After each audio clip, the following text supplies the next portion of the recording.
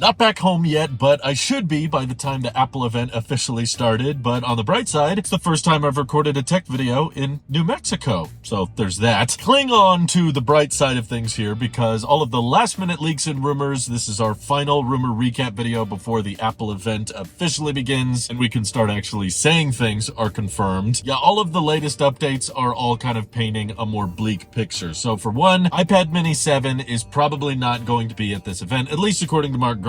He said they're going to save the iPad mini and the iPad 11th generation. What the heck are they going to do to that thing other than just slap a new chip in there for an October/November event? So we just got a couple more months when Apple will drop the M4 Max as well as the iPad mini 7 and iPad 11th gen. But the main star of the show for Apple's Glow Time event is going to be, of course, the iPhone 16 lineup, the Apple Watch, and potentially a couple new AirPods. But sadly, they're all saying not to expect AirPods Max to get refreshed, which is a huge shame because they're the ones that are in need of a refresh the most. Hopefully they have something before the end of the year because the European Union has a deadline for USB-C. And we believe that's what Apple will be addressing with AirPods 4 or whatever they end up calling them. Probably just Type-C on the charge cases and a chance that there will be finally active noise cancellation on non-Pro AirPods. But how do you differentiate it from the normal AirPods Pro? Where's battery life? No transparency mode? I don't know. You guys have to speculate along with me. But thankfully, there should be some surprises with that one because we just straight up haven't heard much about AirPods 4. The Apple Watch Series 10, though, doesn't sound like as massive as a redesign as a lot of people were expecting. Most likely, according to Majin Buu, you never really know with him because he will literally report anything he hears, sometimes contradictory information. So on one hand, he'll say that, oh, the Apple Watch Series 10 is switching to a flat glass like the Ultra, and then a couple hours later, he'll say, actually, it will remain identical. It will just have thinner bezels and a bigger display, but the chassis is overall thinner. That appears to be a running theme here. Not sure if anyone cared too much about the Apple Watch being thin, but I do think it makes sense that because Apple's seeing so much demand for the Apple Watch Ultra, likely because everybody wants better battery life on their smartwatches, they're trying to bring that Ultra battery life down to the cheaper Apple Watches as well. But pretty much expect next to no changes on the Apple Watch Ultra 3. Maybe a new color and a couple new watch bands, but most likely very, very hard to tell the difference between the Apple Watch Ultra 3, 2, and 1. They're all pretty much the same thing. There's been some lingering talk about the Apple Watch SE switching to plastic, but nothing very concrete. I'm pretty sure that's more of like a long-term future plan. I don't think it's something that we're going to see in the next couple of days, but I could be wrong. Personally, I think Apple's probably found a way to make recycled aluminum so affordable that switching the Apple Watches to plastic probably wouldn't save all that much money. At the end of the day, they're still probably going to have a glass display of some kind, and that makes it fragile. In my opinion, the aluminum chassis is not the problem, and switching it to plastic to make it feel like the iPhone 5C or something really doesn't save them all that much money on the manufacturing side. But let's get to the main star of the show, of course, the iPhone 16 lineup. The latest reports that I didn't previously mention is that there's talk that they're finally discontinuing that old price point of $999 that's been around since the iPhone 10 days. We had a good run, Apple, 7 years of having a $1,000 iPhone model. This year, it sounds like they're upping the default storage for both Pros to 256 gigs, but it will come with a price hike, which means the entry-level price of the 16 Pro is now going to be $1,100 instead of $1,000. But if you argue that there's no more 128 gig option, you could claim that technically there wasn't a price hike. If you ended up buying the higher storage options anyway, it's the same price as before. You're just no longer getting the option to buy the 128 gig, but who was buying those models, right? I mean, I am.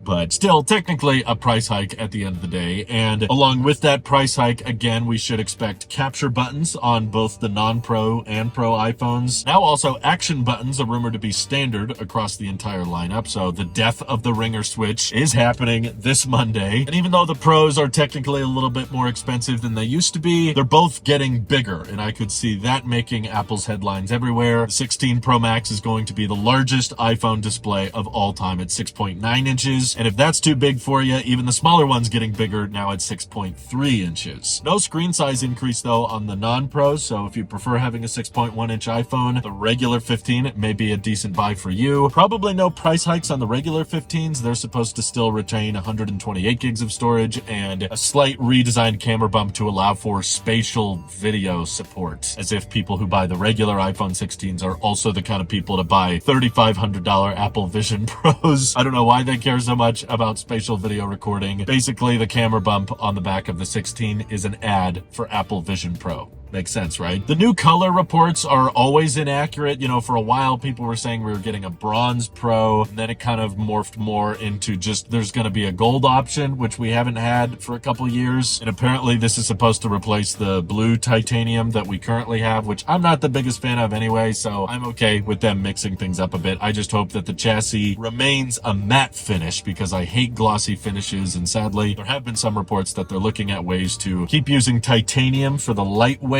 aspects, which is much better than stainless steel, but still find a way to make them glossy. I don't know why, probably just because it sells better marketing wise. But the capture buttons across the entire iPhone lineup are supposedly solid state, which is why all of these leaked photos of cases don't just have a rubber pad on top of the button. Like, it actually has to expose the capacitive button because it's supposed to only work with your actual finger. I'm not sure how I feel about that. I feel like the buttons are getting a little bit complicated on the iPhone at this point. It's really all going to come down to the software implementation. You know, we were all a little bit confused with the whole eye hole cutout before Apple dropped the 14 Pros, but once we saw Dynamic Island, that's when it all started making sense and people went, okay, you know what? That is actually pretty cool. I could see myself using that. Once again, ProMotion is supposed to only be on the Pro iPhones. I think this will be the last year that the flagship iPhones still have options with 60 hertz. Ross Young is claiming that for the iPhone 17 lineup, it's going to be ProMotion across the board, but Apple will probably find a way to screw it up. Like, you only get 120 hertz if you activate game mode or something like that. And if you're not playing a game, then you don't get 120 hertz. I don't know. What do you guys think is going to happen on Monday? What are you most excited for? What do you think is the most overhyped thing? Apparently, it's also going to be the death of stainless steel usage on the Apple Watches. We're just going to go all in on titanium and aluminum. I'm okay with that personally because I don't like how heavy the steel watches got, but feel free to comment your thoughts and predictions down below. And thank you to everybody supporting this channel directly. Seriously, helps us out a ton, as does just watching these videos. And I'll see you all early on Monday. Gonna be tired because I'm gonna be driving for the next 2 days, but it'll be worth it. Looking forward to it. This is your Alp Shape here, and I'll see you soon.